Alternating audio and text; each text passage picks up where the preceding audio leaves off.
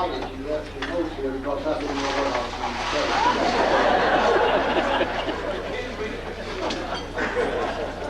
The other comment after that introduction, as I grow older, I'm a little hard of hearing. Could you come up here and say that again? Over the years, two things that I have come to know about reunions. The first one is that there's no way I can compete with Jack Daniels and Sherry Regal. The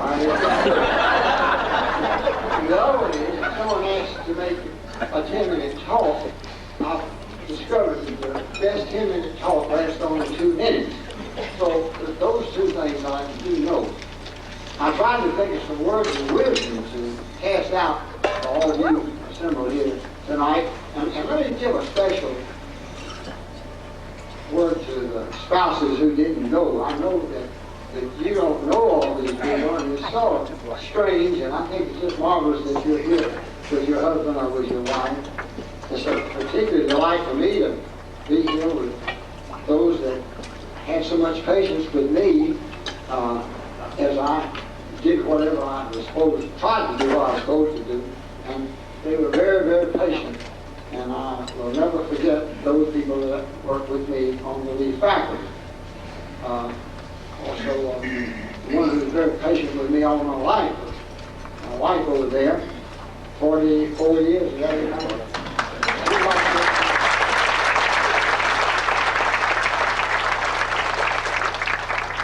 Well, I was trying to think of something or some wisdom. Gosh, if I had it, I would have done that 25 years ago.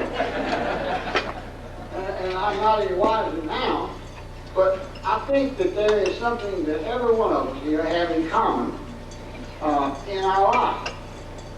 We have an objective that I think is common. Everybody wants to make a lot of money, you know, want to have a lot of prestige, want to have a lot of friends. But I think the pursuit of happiness, all of us want to be happy. I don't know anybody says in their life, oh boy, I hope I'm unhappy in my lifetime. Everybody wants to be happy. And I think I can give you a clue on one of the ways. Of course, at your age now, and you're past that 30, you better know. But I can tell you something that will help. In a story. A Chinese lady lost her only son, and she was overcome with grief. So she went to see the holy man and said, is there some magic? Is there some magic that you can do? Some prayer that will bring my son back? Well, he didn't want to just send her out or to try to reason with her. He said, you go and find a mustard seed from a home that has never known any sorrow or grief. And you bring that back to me. And we will use that to cast the grief out of your life. So she hastened away to find a home that never known any sorrow. The first place she came was to a mansion. And she knocked on the door, and when it was answered, she said, is this a house that has never known sorrow or grief? And the person said, if you're looking for that, you come to her own house. And began to recount all the things that had just recently happened. And when she heard all of this, she said, you know, I'm someone who can understand this because I recently had this type of problem. And so she stayed and worked and comforted the family. And then later on she left. And she continued her search. And wherever she went, whether it was in a hovel or in a mansion, a palace, she could find no place that had not known sorrow or grief. But she worked and she comforted, and soon she forgot what her pursuit was. She, in fact, had found the mustard seed, and she didn't know it. It had driven the sorrow out of his life. Now, what the point I'm making is, do something good for someone. If somebody has a flat tire, stop and help them. If someone needs some assistance, help them. Now, it's a selfish thing because you're the one that gets the reward. You're the one that gets the reward.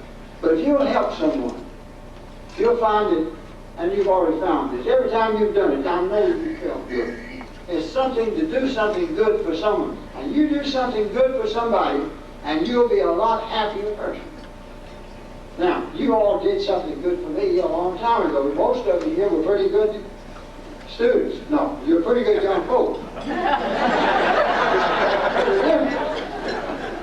Well, they're different. I went to the 50th high school reunion of mine this past June, and I could not help but look at those few teachers that are still alive. There not many left now in teachers today. I thought how much patience they had with me, because I don't believe God ever made a student who was any worse than I was. The French teacher used to come in and call the roll and ask questions, and when you get to me, she'd bow over and say something to me like, "Good morning, Fulton."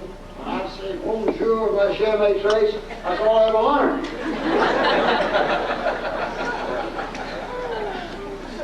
But anyway, it's a delight to be here with you. Now, you hold that 2 minutes. I hope you have a delightful evening, one that you'll not forget. I thank you so much for including me.